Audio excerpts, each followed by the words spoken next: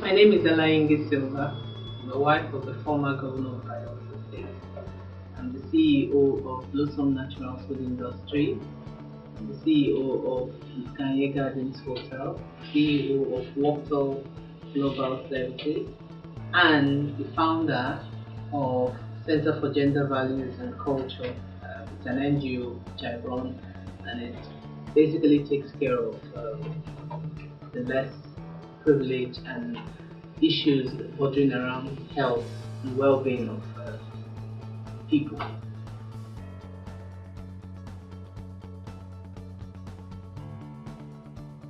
Generally, when you look around your environment, just take a look at your environment, and if you don't have the need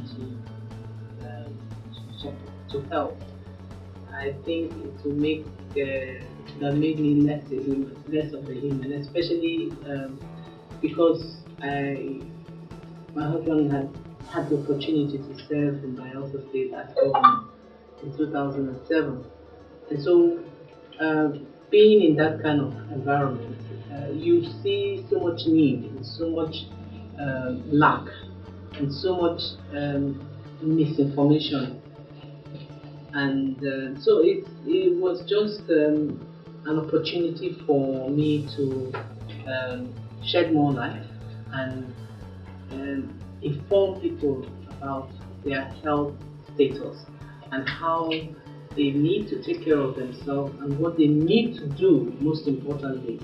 Little things that they would ignore, little things that they didn't think was important.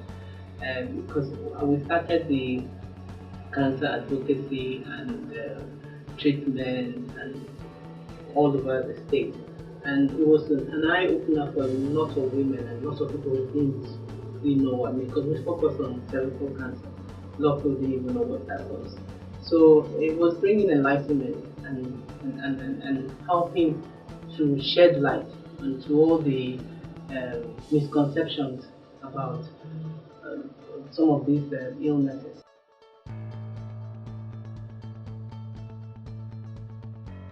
Well, the first thing as I found out about cancer is information. It's very key. I'll tell you a story. I went many years ago in 2005 or so. I traveled for to visit a friend, and she said, "Oh, let's go and do health checks." And being well traveled that I thought I was, and I knew a lot of things, we went to the hospital, and the doctor said to me, "Oh, when was the last time you did your pap smear?" I'm like, "Pap smear? No, I've never done pap smear before." He said, "Why?"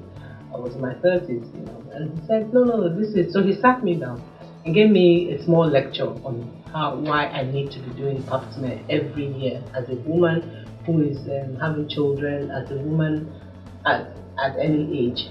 And I'm like, wow, this information is quite key. I didn't know.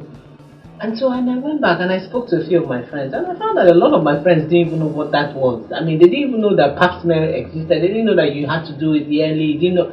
I didn't have that information. And when I spoke to a few of my friends, some of my circle of women that are around me, none of them knew what that was.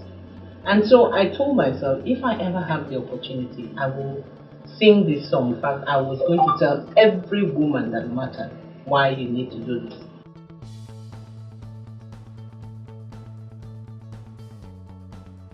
I feel really honored and humbled by the award.